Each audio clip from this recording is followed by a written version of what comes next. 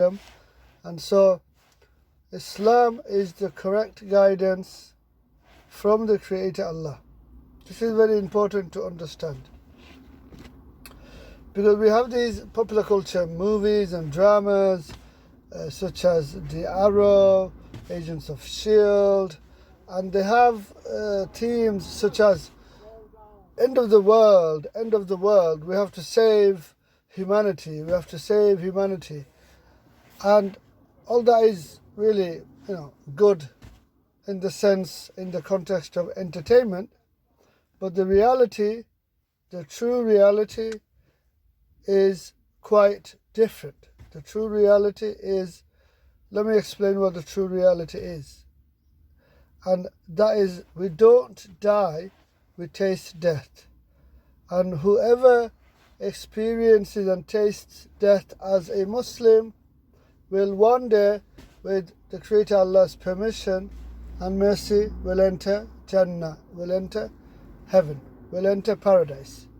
And whoever tastes death as a non-Muslim, then that particular person will end up in the fire of Jahannam, in hellfire forever. Having said this, the Creator Allah knows best. What's important to understand is that our lives are permanent, and the reason for that is because of the soul. You see, the soul lives on forever. Our lives are permanent because the real you is your soul, not your earthly body. And so the soul lives on forever. Technically speaking, you cannot kill the soul. You cannot kill the real person, which is the soul. The real you is your soul, not your earthly body. The real me is my soul, not my earthly body. Carrying on, there will never be a fair distribution of wealth, and that's to do with dual nature, and of course those people who choose greed, and so inequality keeps increasing. Charging interest is a multi-billion-dollar financial market where millionaires are created every month just through increasing interest rates. For example, banks charges round about 18.7% interest up to 29.5% on their credit cards and loans. This is why you will never get fair distribution of wealth. Also, not to forget, corruption again amongst politicians. Trading in interest in Islam is forbidden, not allowed. If you look at America, Las Vegas, there is casinos everywhere and wine bars in every corner of every state, and it is a predominant Christian country. You see, truly, alcohol and gambling is tools of the children of Adam's, peace be upon Adam, children of Adam's greatest enemy, and that is Satan, also known as Iblis and the devil. Alcohol is not forbidden in the Jewish religion and also in Christianity and other non-Muslim ideologies, and therefore society, the global society, crumbles under the weight of the alcohol. So Islam has deterrence, and this is why Islam is extremely important. And because of the deterrence and of course the linguistic miracles of the Quran and so many other factors, Islam is the correct guidance from the Creator Allah.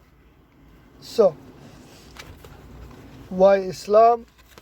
Check out the YouTube channel Muslim Revert or Convert Stories, check out Aira YouTube channel.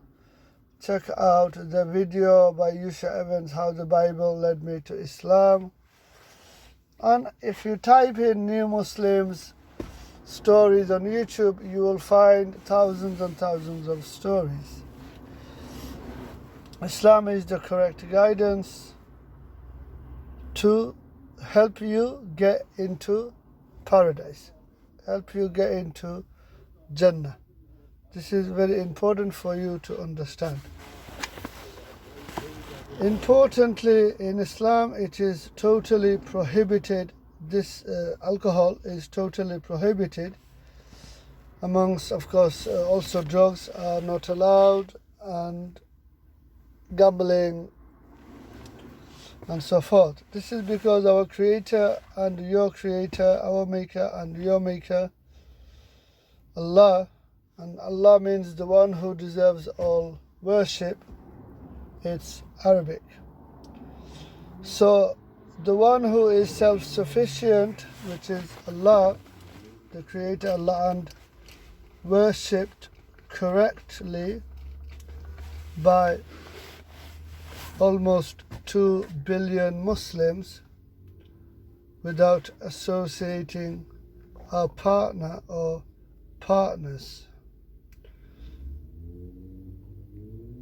Our Creator tells us in the Quran that alcohol is bad for us. Stay away from it. Don't even go near it. And science says too much alcohol gives you liver infection. Now that cannot be a coincidence. You see, sex before marriage, our Creator Allah forbids it because science says you will get sexually transmitted diseases, and in worst case scenario, AIDS, acquired immunodeficiency syndrome, and so forth. The Quran is the completed and chosen message and correct guidance given to Muhammad sallallahu alaihi wasallam by our Creator Allah and your Creator Allah for all of the children of Adam. Peace be upon Adam. By the way, the Creator Allah is one, and we all of children of Adam should worship the one, the worshipped one. All of children of Adam's Creator is the Creator Allah subhanahu wa ta'ala. This is just obvious and common sense, and to understand it, you just have to read the Quran without prejudice. It is not rocket science. Islam is easier than you think. Islam is not ancient, nor it is barbaric, nor it is backward.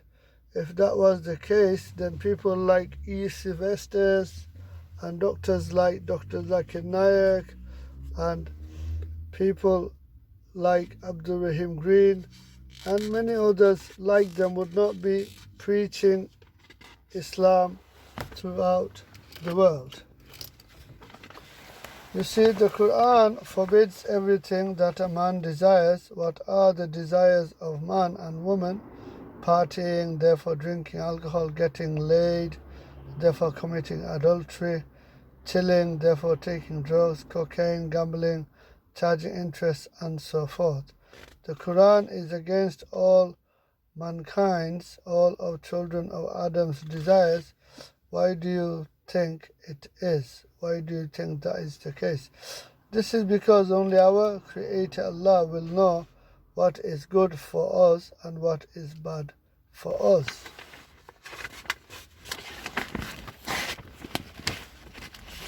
For argument's sake, if the Quran was written by a man or a woman, why would any man or woman write a book which goes against their desires?